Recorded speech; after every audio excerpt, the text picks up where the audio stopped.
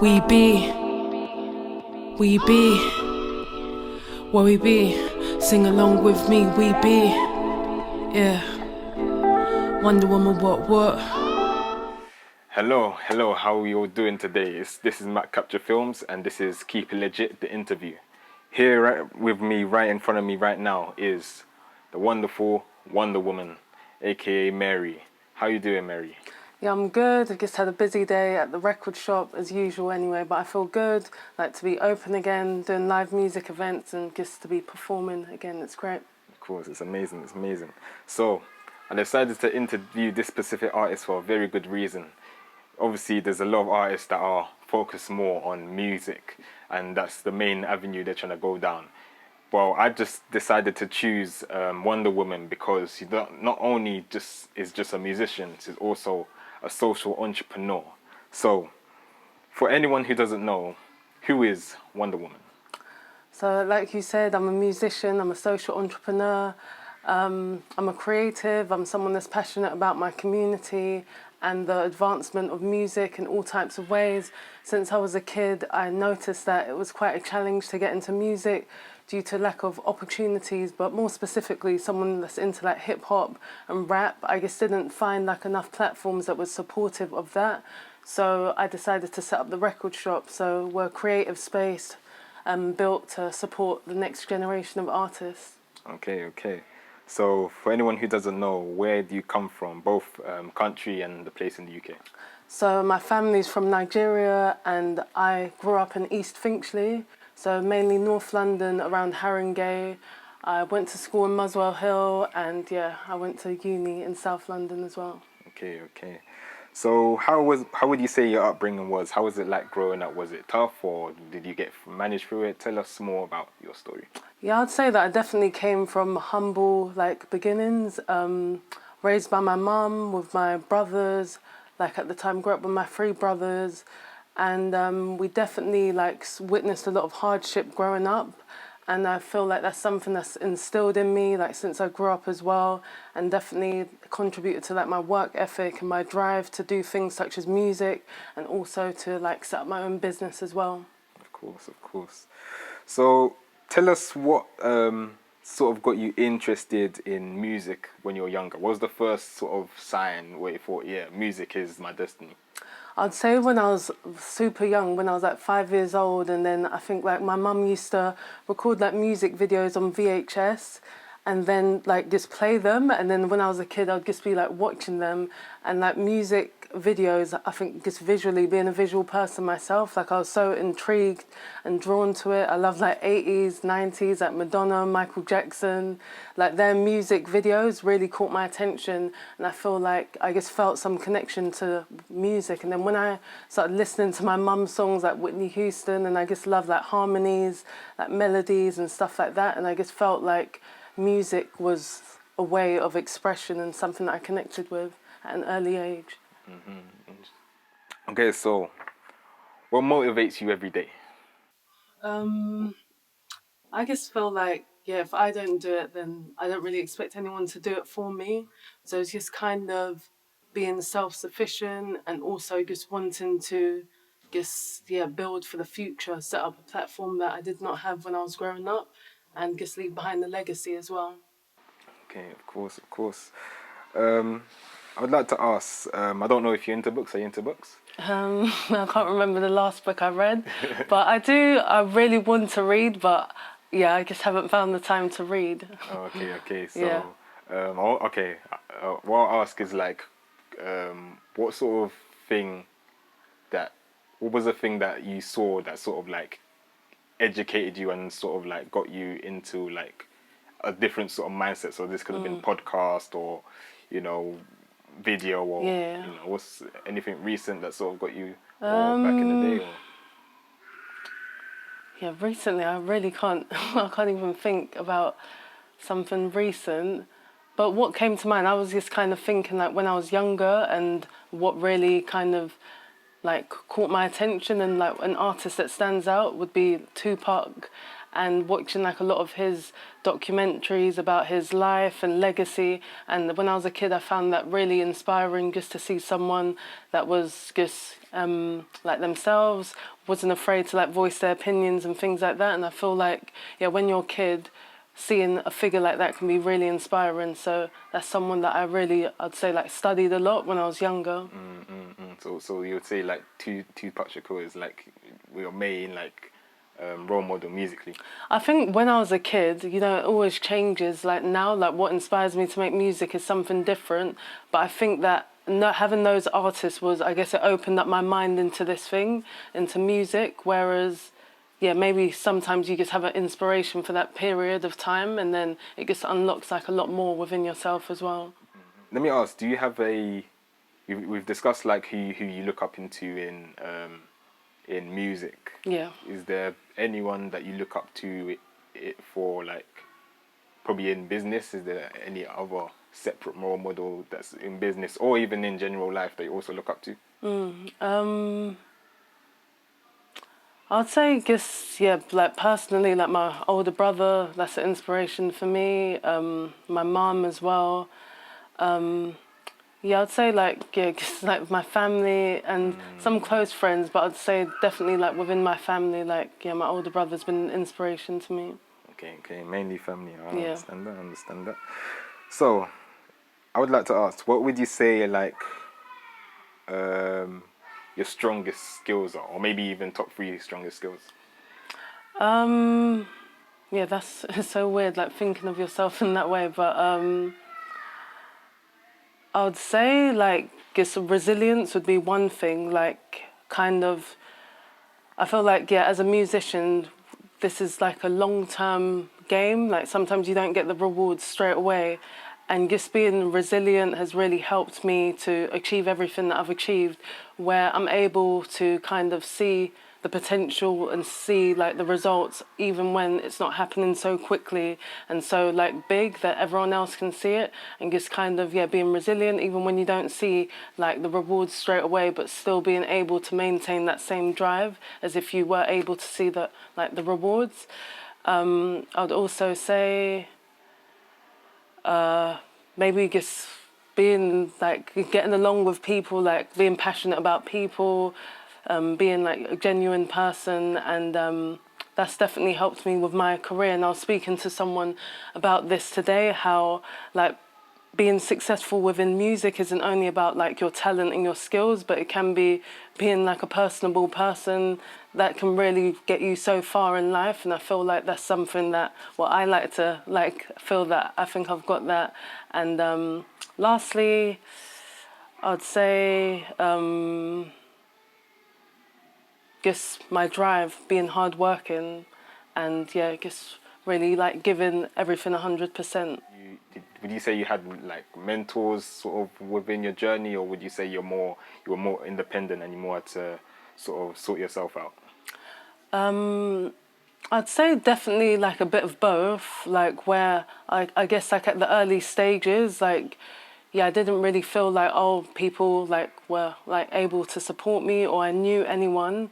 But then I found that along like the more that I pursued like my passion, what I wanted to do, then I met several people along the way. And to be honest, I think that if I didn't have these mentors, the journey would have been a lot different. And it is a very like, it's very key with what you're doing. But rather than thinking that let me go and like seek a mentor, these things kind of happen organically. Like I've been part of business programs where I get mentors, but also sometimes just through pursuing and doing what I like love doing, people that can relate to what I'm doing have just like become like an informal mentor, and that's been so key with what I do. One person that stands out to me is a man called Cliff Dobbs, and he used to manage the old space where the record shop was based.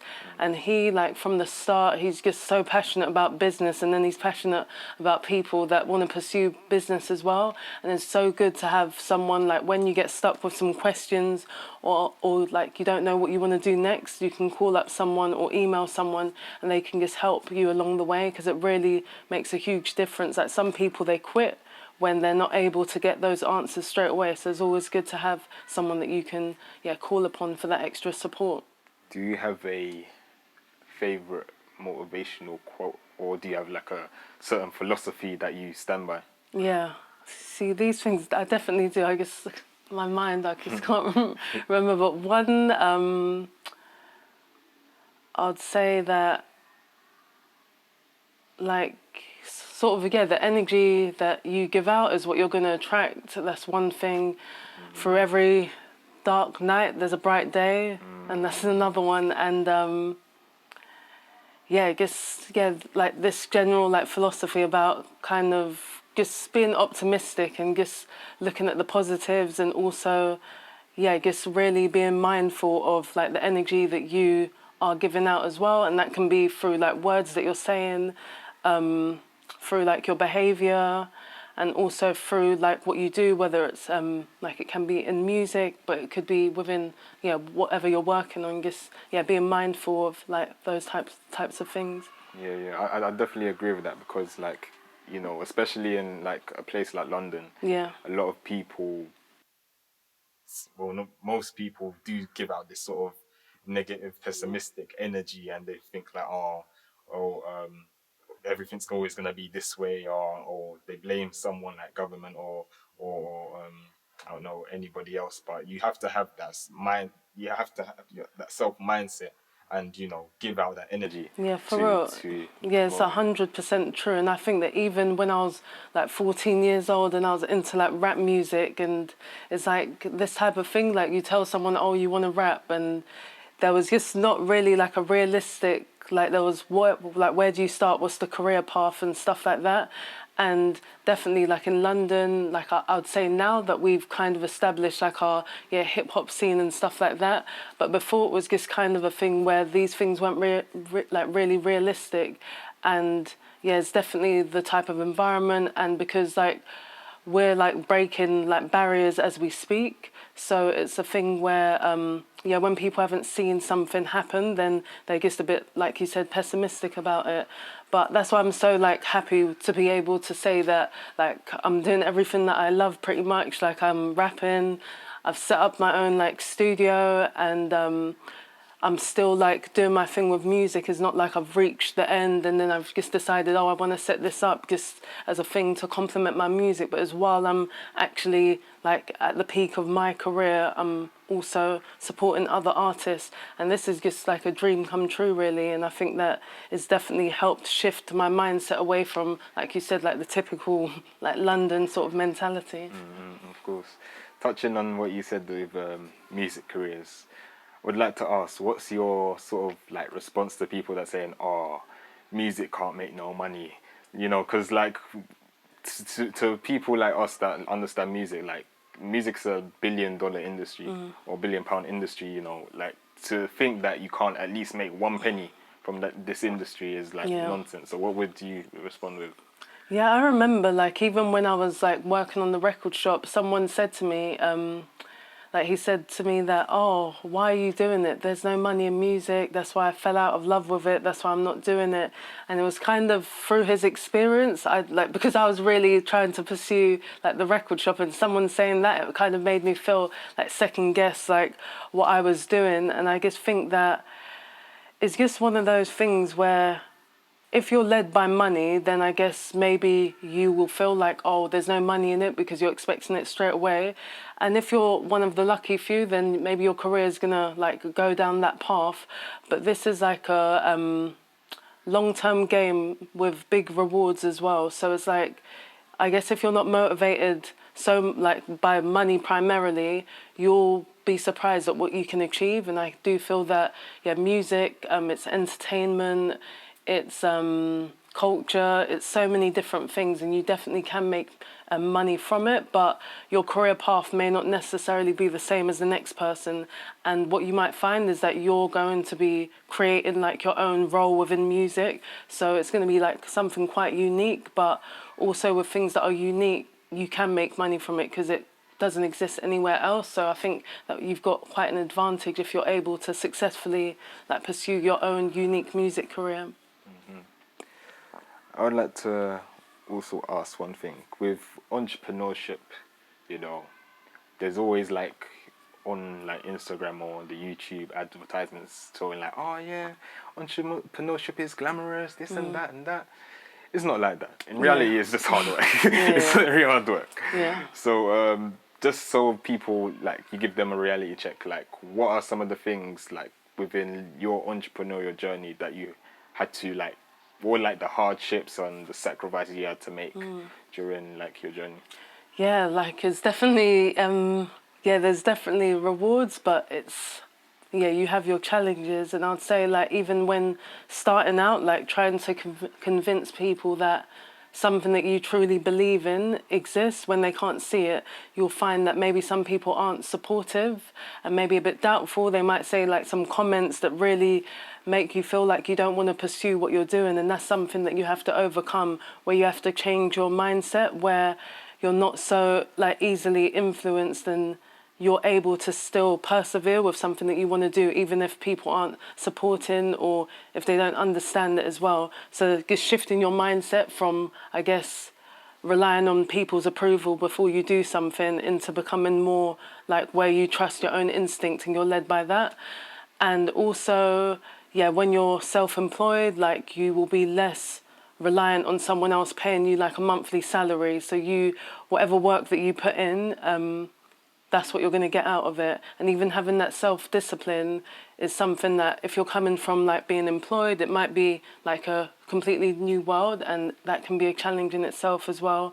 And I would say also, I'd say also, so there's the financial thing, and then mindset, and just like different encounters with like people as well, because with this type of role, you're going to get like challenged by people. Maybe they don't believe in what you're doing, or maybe there's a bit of competition and stuff like that. And then you need to really just rise above and just kind of like maintain what your long-term vision is, and don't be steered by other people's like judgment, opinions, or views on what you're doing as well.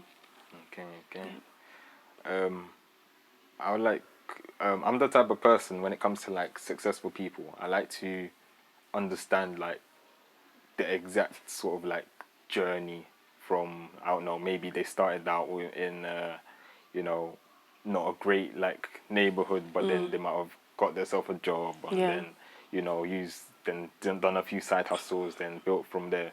So tell us sort of like from like literally probably like from the beginning, how you started from, probably like young, probably little experience and not as much resources as you have now till today.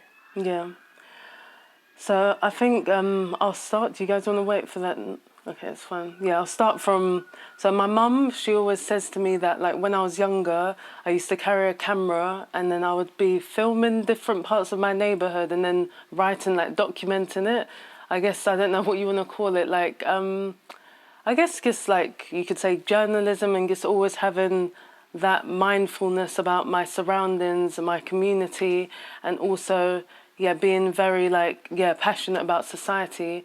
And then from, like I said, an early age, like artists such as Tupac and even Eminem, like I really was drawn to them because they had that social consciousness. They were talking about like politics and things going on within society.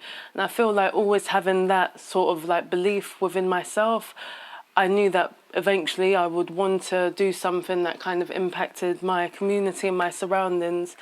And then following that, I was writing, making music. My main thing was as a songwriter. I wasn't even performing or recording music, but then I learned about sound engineering, I learned about production, and these weren't areas that were my primary thing, but because I never knew anyone else and I wanted to support my music career, so I just took it upon myself to learn about these things. I done some short courses and I eventually built my own home studio, and then I learned about like operating like a recording studio as well. So how did you like sort of like build it? Did you have like a job on the side, or how was it built? I think, so I think that was when I was about 17 years old or something. I really don't even know why I got them. I can't remember. Maybe I didn't have a job then, but I might have done like some part-time things, but like temporary work and stuff like that. But and also I was in school, and then I think you was getting paid some like something called like EMA or something, where I think that through that I was able to like build like a home studio. It was just like a audio interface. I had some speakers. I even started off with like the headphone with the microphone attached to it, so it was just bit by bit. And then I think going through that process, it really taught me what you can do with minimal equipment. And then, you know, when you learn how to do something from starting off with scratch and then you kind of build upon that, then you just really learn, like, the depth of what you learn is just so much more, and the appreciation of what you have is just so much more as well. And following that, so I had my home studio, but I wasn't doing music full time. I was just kind of working part time in retail, as a teaching assistant, as a youth worker as well. And then I graduated from university. And then following that, that's when I kind of had more freedom to really think about like my career path and what I wanted to do. And I knew that music was something that was what I like, my true passion. And if I was going to pursue anything, like 100%, it was going to be within music. And that's when I came across an organisation called Somewhere To, and they used to provide like free spaces around London. And I actually first encountered them, I think, when I was younger, and then I kept like their flyer in my room. So when I was older and I knew that I wanted to set up my studio, I got in touch with them and they directed me to Tottenham. There was a free space there, and that's when I set up the record shop. I drafted up the idea for the record shop. It was like, I think, June 23rd, 2015. And just drawing on my experience as a youth worker, teaching assistant, and my passion for music, I just combined everything together. And then I set up the record shop as a pop-up recording studio. And yeah. Okay. See, it's been must have been a very long journey, but it must have been worth it after all that. Yeah, I think that's what's really prepared me to have like a bigger role, bigger position, and really knowing how to manage the record shop effectively as well. We've talked about basically who Mary is. Yeah. So what I want for anyone that doesn't know, I'd like you to explain to them what the record shop is. So the record shop is a multi-purpose music space to enable young people to access music that primarily wouldn't be able to access it otherwise. So those from disadvantaged backgrounds, out of education, out of employment, maybe vulnerable as well. And we just provide a safe space for them to engage in music for free. This could be during a recording session, workshops, showcases, or even work experience as well. And we've broadened our services where we not only run our youth project, but we have another strand which is for profit, and that helps to fund our youth project. So we're a social enterprise, and our other services include like event hire, event space hire, desk space, studio hire, and we've got merchandise and bar and cafe as well. So tell us some of the opportunities you've given to some young people, because you had an event last week, and obviously it gave a lot of musicians an opportunity to sort of, express themselves. Yeah, of course. Yeah, we can start with the event last week. So that pretty much was started from I sat down, had a meeting with a guy that popped into the shop. His name's Wendell. He is the founder of So Rise, and they're a community organisation that pretty much just support like musicians, young people, and they're very just heavily supportive of the community. So after me and him, we had a chat and we just found a lot of similarities with the work that we're doing. So we just felt that it would be great to put on an event. We explored different ideas, and then we based our concept on the verses, the online live stream matches between different artists, and then we took that concept and done a live music event based on that. But we would pair up artists from similar genres, and they would perform back to back. So one track, then the other artist performs another track. And I thought that was a nice way of just exciting for the crowd, like the experience, a bit of competition, but collaboration at the same time. And it's just nice that when you're putting on music events, because people do live music all the time, just to have a bit of a concept, and that went really well. Like, we had a great turnout considering this was our first event in our new space with an audience. Luckily, like, the restrictions permitted us to do that now, and it was good. Everyone had a good time. We even done like a jam. We had a house band there, and we had like several volunteers, and like it was just great because there was no budget for the event. It was put together in less than 2 weeks, and then when you just see everyone coming together having a good time, it really just makes all the effort worthwhile. It wasn't easy, but do you know what, like, these things, they're really necessary, and I'm just so glad that I'm in the position to be able to like make them happen. So I just want to keep it going. Of course. It was an amazing event. I was there and a few of my friends were there. Yeah. And, you know, anyone watching, there should be a link in the description to the event. So if you want to watch it yourself, have a look. Yeah. So what would you say some of like your biggest achievements for the record shop have been? Definitely this new space. Being based in Wood Green Shopping Mall.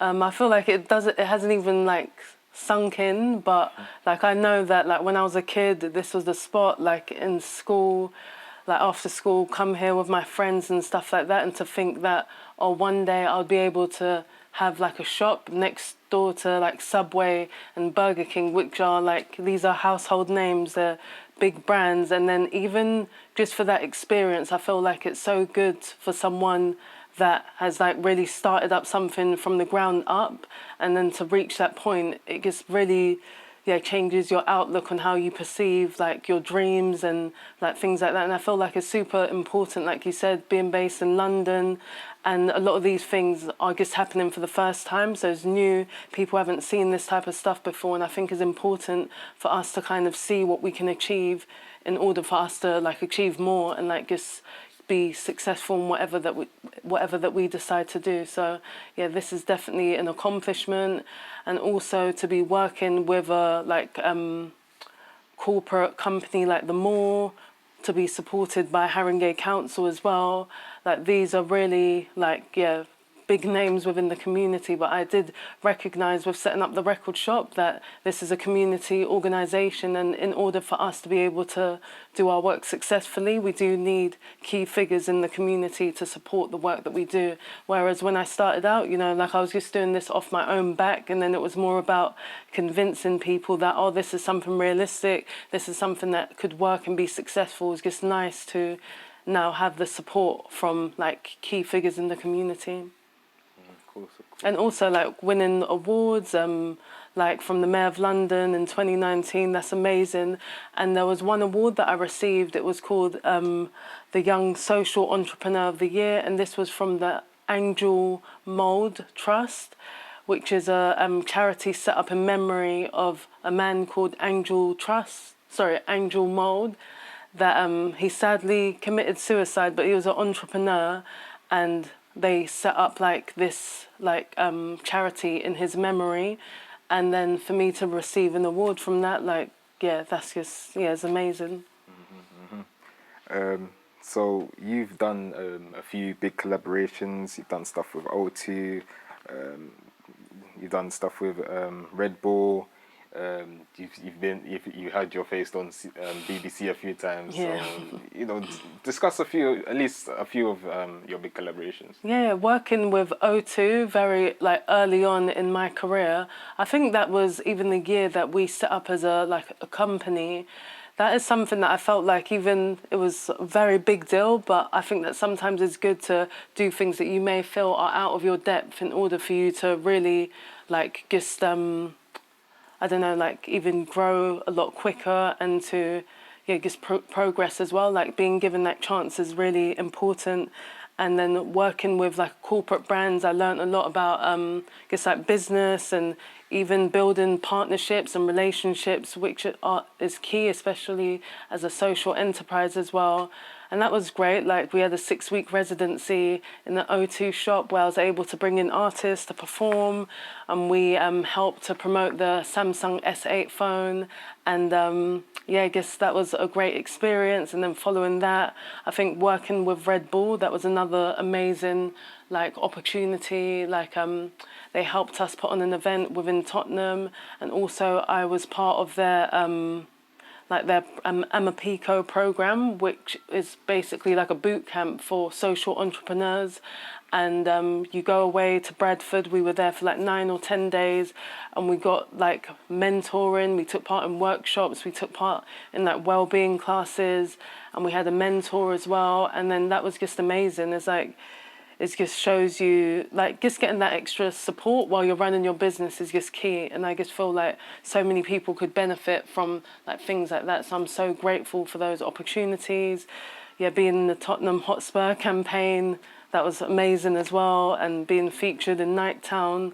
And this is pretty much for my work at the record shop. So that feeling of when you start something from the ground up and then being recognised by these like, yeah, reputable brands and organisations is just, yeah, amazing. Okay, so let's talk about education. Yeah. Let's start with academics. So was you very academically good in school or not really? I think that, yeah, I was good. I think my main subjects were English. Like, I loved like English literature and language. I liked media studies as well. I didn't study music. When I was in sixth form, like, I done psychology briefly, and I done like design and technology, media and English. And then at uni I studied film studies. Okay. Yeah.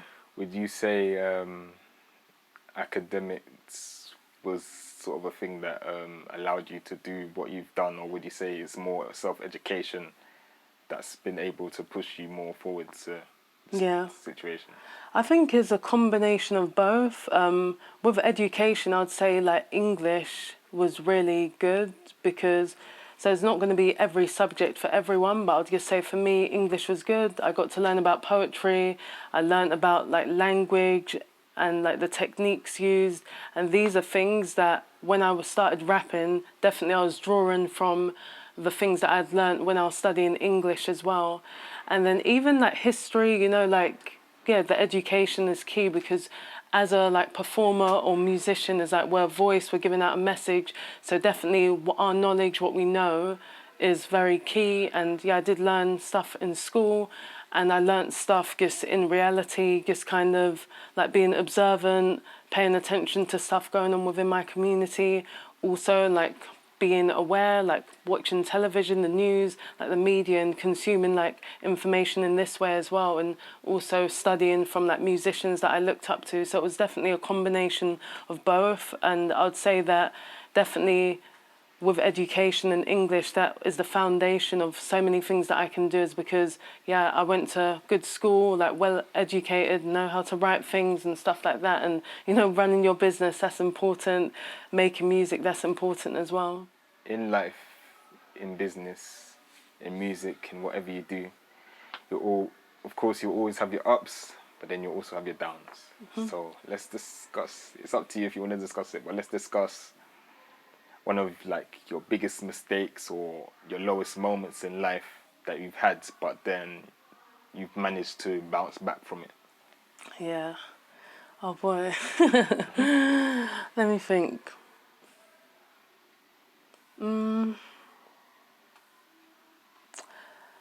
I would say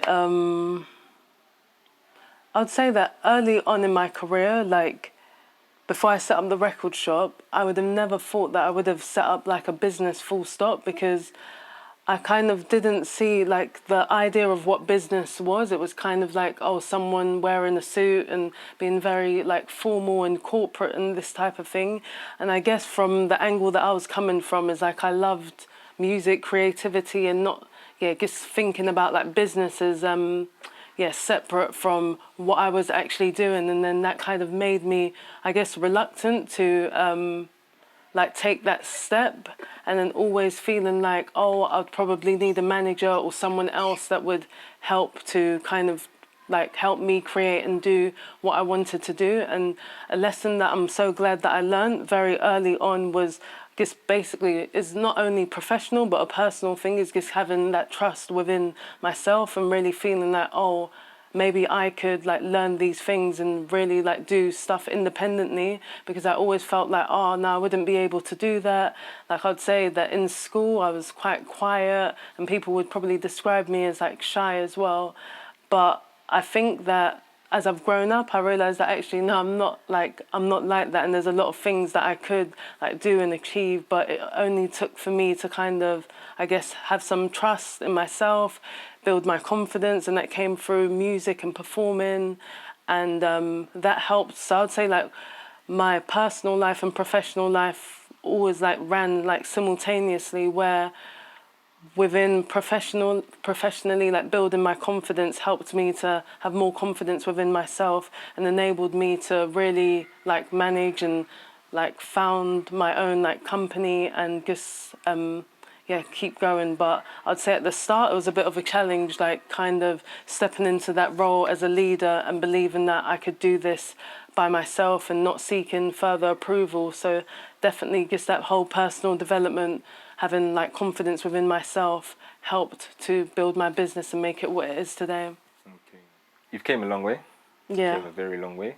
Obviously, from obviously making music to your bedroom to having your own home shop. Yeah. But the vision never stops from there. You know, you always decided to grow. So Yeah. from where you are now, where would you even see yourself in the next 5-10 years when it comes to, Wow. you know? Yeah, it's so like these, okay, where do I see myself in the next 5 years? I feel like a true like symbol of success is when things are able to like operate as you intend them to operate, but without you necessarily being so hands-on with it. So I would definitely like to see the record shop maybe just being some sort of like, I know it's like we're like an institute here, but maybe it could be, I don't know, like something not only in London, it could be in other places, other parts of the world, and impacting like young people and also just kind of inspiring others. And this could be like a new sort of culture of people setting up like their own businesses, and where it's not a thing where people feel like that's an unrealistic like goal to have, but it's quite like something realistic that people can set up their businesses and them like being able to run successfully. But for the record shop, I'd just say that being based in other countries, I would take a step back, having other people in leadership roles within the record shop, having other careers as well, where through what I do, we're able to like help someone else like with employment and stuff like that. And I think just like bigger and better, really. Like I couldn't have imagined that I'd have like a shop like this. So even probably I can't imagine what it's going to be like in the future, but just something like bigger and better and sustainable as well. If you could go back in time, what advice would you give yourself right now? If I could go back like to like when I was starting out the record shop, I'd just definitely believe in yourself and have faith in what I was doing a lot earlier, because I think that's where it starts. Sometimes people feel like it's the lack of resources and access, but sometimes your mindset could be like preventing you from taking the next step. So I'll definitely like have more self-belief earlier and just kind of just go for it really and believe in myself and just follow through with the idea that I had, which I eventually done, but I could have done it earlier. Of course. So we've talked obviously about your personality, and we've talked about the record shop. And let's talk a little bit more about your music. So who is like WondRWomN as a persona? What's the character? Like what are you trying to express to the people when you go in music videos and on stage? Guess like I guess power, presence, just the unexpected as well. So originally my name was like, I think I started off like Wonder Kid, then Kid Wonder, and the wonder was just kind of the empowerment that like music made me feel, like the super heroic aspect of it, and also the style of music that I liked was kind of sort of like underground. I liked people that were like using metaphors, quite visual, and just saying some stuff that wasn't, it was a bit like abstract and surreal. So just that whole wonder is kind of, the like animated type of aspect of music that I was making at that time and stuff. But I'd say that, Wonder Woman just came as like a natural transition. And then I think that sometimes like I just look at how people respond to it and they love it. Like people, they love that symbolism of a strong like female, and I guess that's the presence that I try to like carry through as well. And I feel like it even helped me with building like confidence on stage. Sometimes you just pick a name that makes you feel like confident and it just worked. So I can't like, you can't call yourself Wonder Woman and go on stage and just like crumble. You got to really step up. Play the role. So what's your sort of when you decide you want to make a song, like what's your favorite method of like making lyrics? Are you more want to write things down and more plan it out, or do you just freestyle then you just record it on the mic? How do you prefer to do your songs? Yeah, when I was younger, I was so like technical, and I would literally write out all the rhymes and then put it together, and it was just more like technical and just really mastering that like lyricism, the rhymes, the metaphors and all of that type of stuff. And then I guess like as I just like grew, I just became that type of thing. It's always with me and stuff, but I do love the like natural, like free flowing, like spoken word approach as well. And sometimes, like you said, I might hear a beat and just do like a freestyle of a song, just because I want to capture like the type of flow that I'm going to come with, and then I'll listen back, and even if the words aren't like so clear, but you can still hear a song even if you can't hear the words and stuff like that. So sometimes I do it that way, and then if I feel like, oh wow, this is something that I could see people like singing along to, then I'll just take all that experience with like being very technical, and then just with the writing it can be quite easy for me. But definitely, like I always make notes. If something inspires me, I'll just put it in my like phone. If there's a line that I feel that might be cool to use, I'll just make like a note of it. If there's some words that I like the way they rhyme, I'll just make like a note of it. And then when I'm just like in the like mood for to write a song, then I'll just like all the notes. It's like even doing like a research type of thing, and then just put it together. But then sometimes there's some songs that if I'm feeling like some like the emotions are just there, then I can just write straight away. And then all that experience of like what I used to do when I was like 14, 15, of like getting all the rhymes, I just feel like that's just there, and then like I can just easily write songs quickly. And also when it comes to freestyling, that's something that I pretty much started doing, I think even before I was a like teenager, and I've always loved that. And I think that because I started off making music so early, like it's really just stuck with me. And so it's a combination, sometimes freestyling, sometimes it can be a bit more just like putting together words and just in that way. But I try and have a bit of like both, like make it natural, but also very like a lot of like content and lyricism as well. Mm-hmm.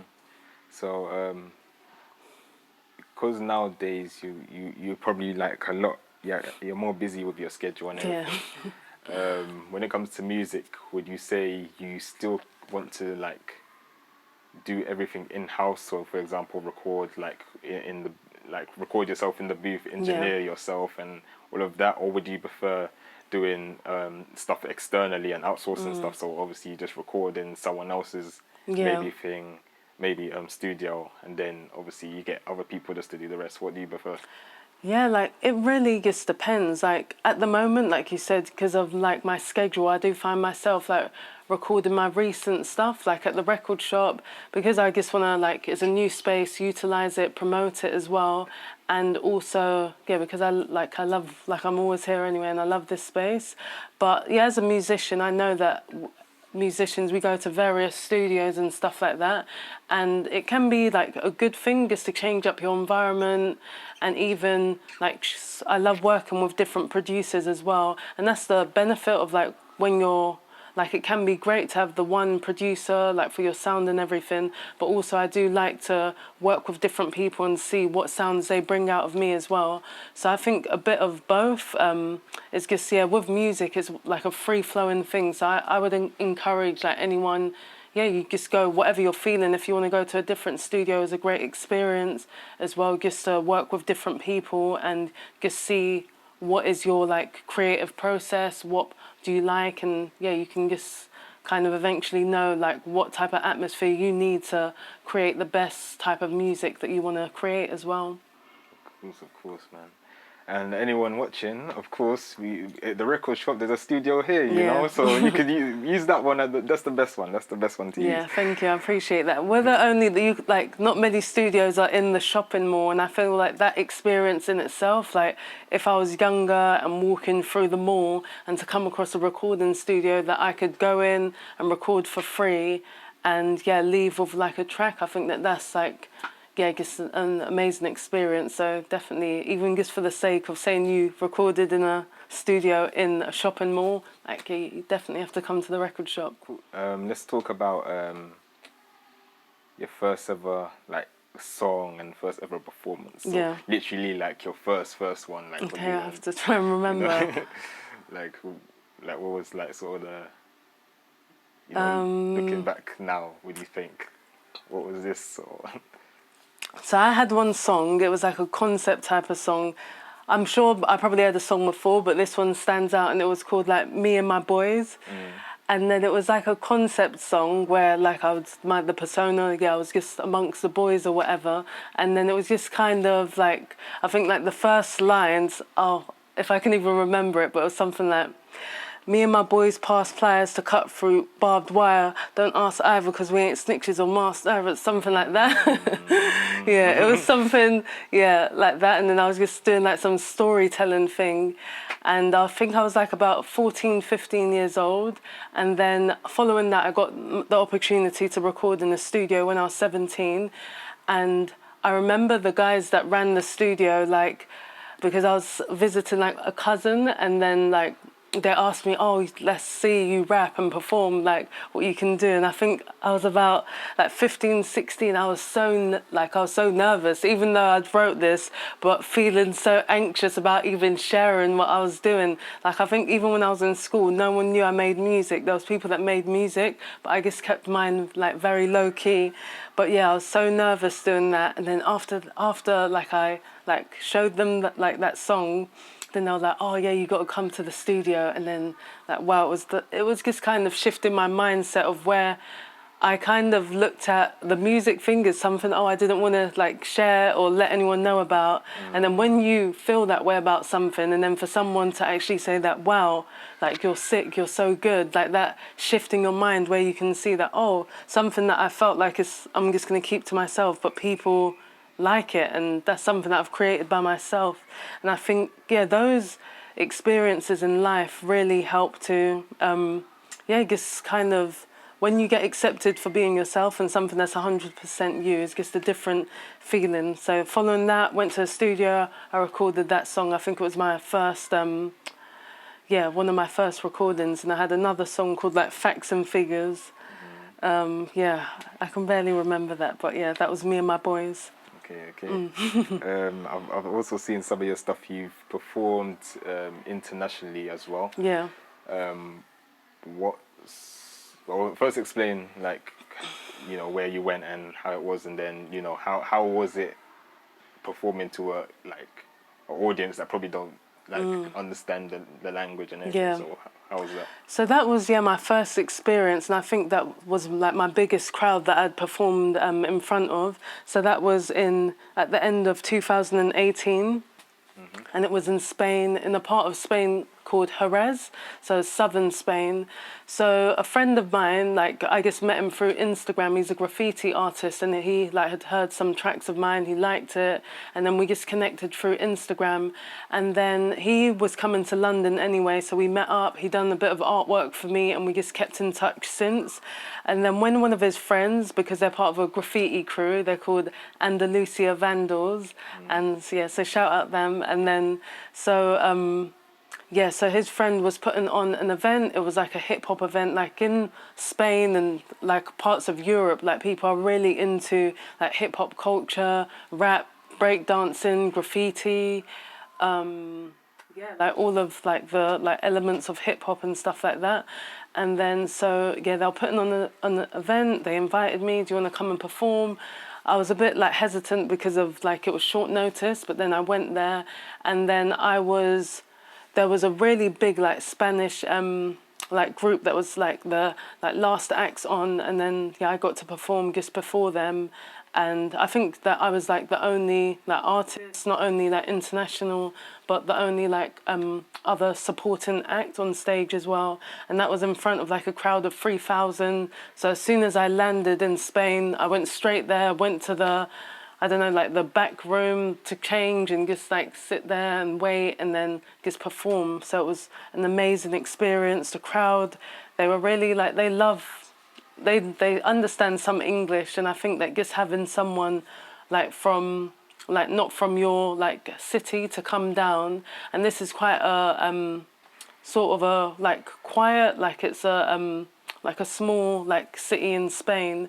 So to have someone like international artists come down, like they really appreciated that, and it's something that isn't so common as well. So it was a unique experience for myself, and I got a lot of good feedback. I made a lot of friends that I collaborated with, and I just broadened my fan base. Even till this day, like the people, they still message me when you come into Spain to perform, and I'm meant to actually go there this year. So that was an incredible experience, and I just think that it just shows you like through your music the things that you're able to do. Like definitely like no regrets with like pursuing my career and stuff like that. It was really good and amazing.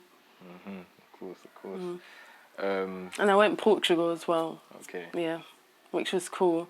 That gig, like I just went there to visit some friends, and then I went to, there's one place that I used to just get like breakfast, and then they put on events, and then I just spoke to them, and then they ended up booking me for an event like a couple months later, and I was just there for like, I think like 3 days in Portugal, and then I got a gig within that time frame that wasn't planned at all, and then went back there in January at the start of the year 2020, and then yeah, I went there, performed. That was really good because I've got some friends that are there as well, so they saw me perform for the first time and performed with a new crowd as well. And it was yeah, it's just, it really just ups your game as a performer when you can go to like non-English, or yeah, where English isn't their first language, and yeah, perform there and get good reception as well. So let's talk about like your most iconic song so far, We Be in the Club. We be in the club, we be in the club, we be in the club. We be in the club, we be in the club, we be in the club. Staring at the full moon to get my mind right. So Yeah. talk about what inspired you to make that song, and then talk about like the production of it. So from obviously making the lyrics to the, you know, studio to music video, like tell us about it. Yeah, so We Be in the Club, like I wrote it, I think like 2015 or 16. And then pretty much like, I guess kind of like with the chorus is just quite repetitive, like we be in the club. Like I was, when I was writing that, I was kind of, I think at the time I just was hearing so many songs that just said something about being in the club. And then I just wanted something to have that like monotonous like chorus. But then within like the verses, I wanted to speak about something that has a bit more depth to it. And then I guess took like the whole idea of people talking about being in the club, like just in a like a fun aspect, but then just diving a bit deeper like in the verses and exploring different situations that people might encounter like when they go to the club, which may not be as like just all fun like people describe it. But to be honest, a lot of people, they just kind of, because they just hear that type of hook and the beat, they don't really kind of catch on to the lyrics. But that's the thing with music. I like my stuff to be multi-layered and connect with people on different levels. But I wrote that song. I actually produced an original beat of it as well. And it was just kind of, just really like catchy chorus, and then a bit more like technical and in-depth in the verses. And also, with the production, like I had like a house instrumental, so something quite like funky, like house type of thing. And then the producer that done the final version of the song, he's from Indonesia. And I haven't met him before, but he's just someone that we connected on Instagram. He sent me over an instrumental, and then I just recorded the lyrics, and I'd performed it so much that I knew that I wanted to release it because it got such like good feedback whenever I performed it, and people were always asking, "Oh, when are you going to release it?" So I just felt like, do you know what? Let me just take some time and actually release this track. And I got some musicians on it as well, like musicians that I've worked with for some time. So there's Mr. Jones playing the trombone on there, and also Jen, guitarist, playing electric guitar, and also I think, so 2 musicians, and then Toothcrush is the producer, and then AMAC, he's the like mixing and mastering engineer. And it all just came together. And these are people that we, apart from the musicians that recorded at the record shop, but it was a lot of just like sending like beats over, mixing, sending back, listening, and like that type of thing. And eventually it all just came together. We done the music video earlier, I think the start of the year, shot the music video, which was really cool because like we were creating like the club kind of atmosphere at a time where it was locked down and you couldn't really go out to the clubs and stuff like that. But we pulled it off. Very like low budget like music video, but to be honest, I was so like impressed with the outcome of it, and I edited it myself as well, which was fun because I haven't done like editing in some time, but it's something that I enjoy doing. So it all just came together, and it's just great to release some music, and especially like a classic that people really like.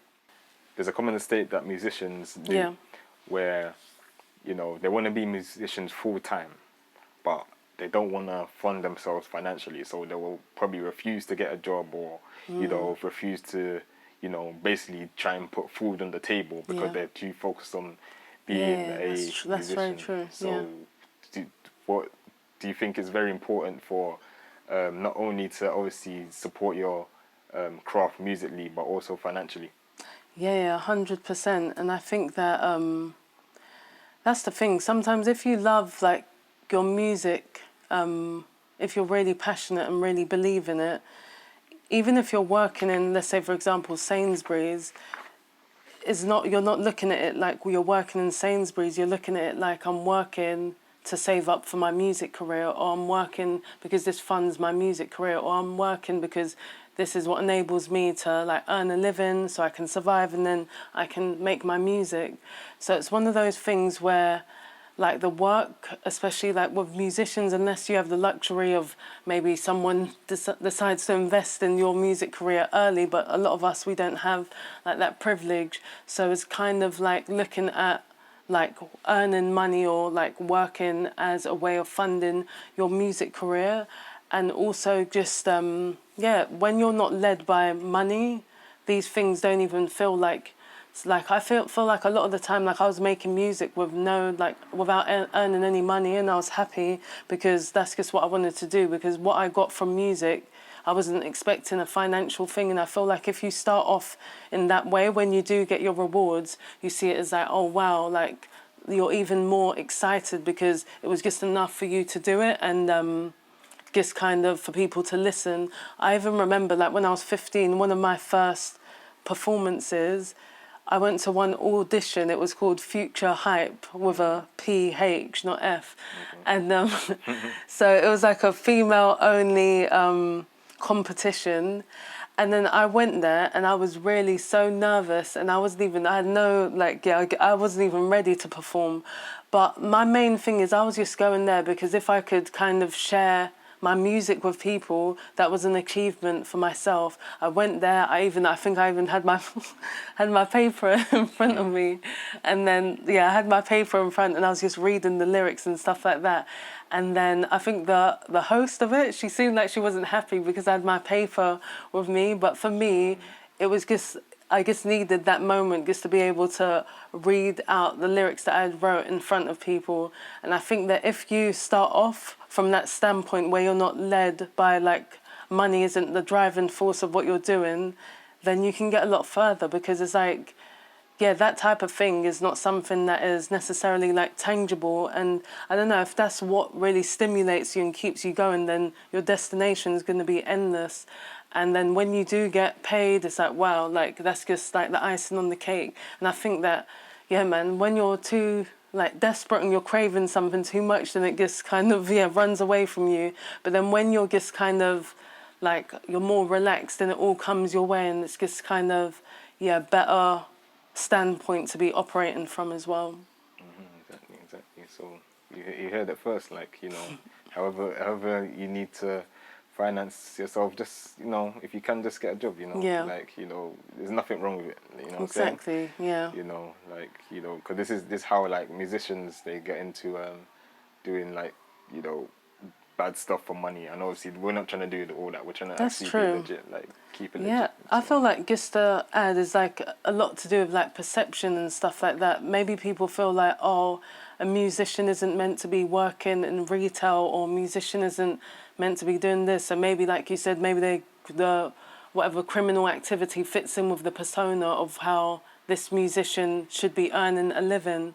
But I think that people need to focus more on kind of like how you view yourself rather than what other people might be thinking or like viewing you, and stop trying to fit into what their perception of a musician looks like, and just be secure within yourself. Like, you're a musician whether you're working in Sainsbury's, working in Primark, unemployed, self-employed, you're still a musician. And that's the thing with making music. When you're not making music, you're still making music. Even if I take a year off of like during lockdown, a lot of us, we were unable to like perform and everything. And I feel like now when I get back on stage, I feel like, wow, the development within myself, like I can see it. And I just feel like, where does that come from? Because it's not like I've been performing for the past like 12 months and stuff. And I feel like that just shows you that you're making music when you're not making music. A musician is an identity rather than a like role or job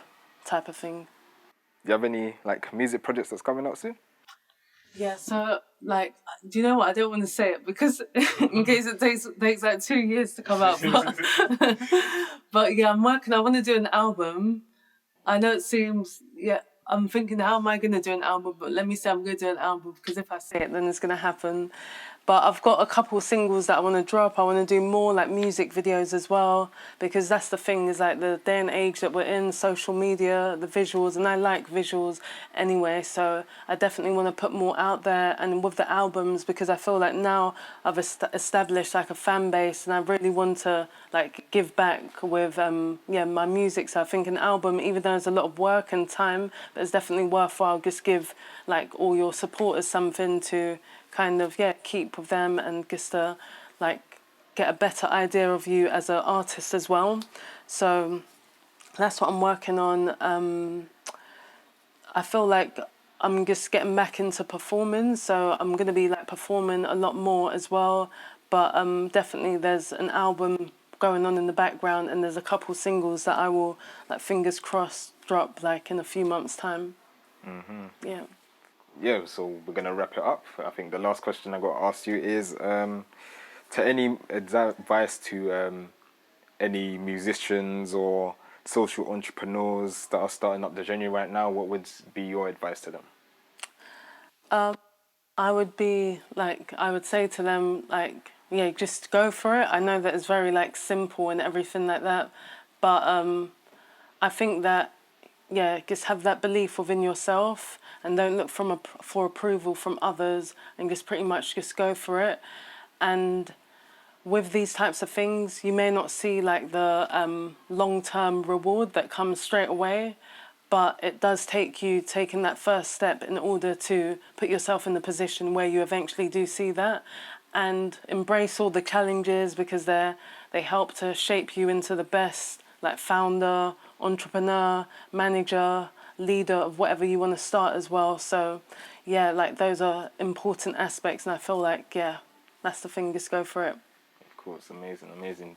You know, if for everyone watching, all you got to do is just, you know, do what you have to do and just keep on pushing, you know. Don't believe, you know, anybody that doubts you, and just keep on working towards your dream. You'll get there someday. Yeah. So, this has been McCapture Films. It's Mary or WondRWomN from the RecordShop. Yeah. And this has been the Keepitlegit interview. See you guys soon. Thank you. Thanks for having me. We be in the club, we be in the club, we be in the club. We be in the club, we be in the club, we be in the club. Staring at the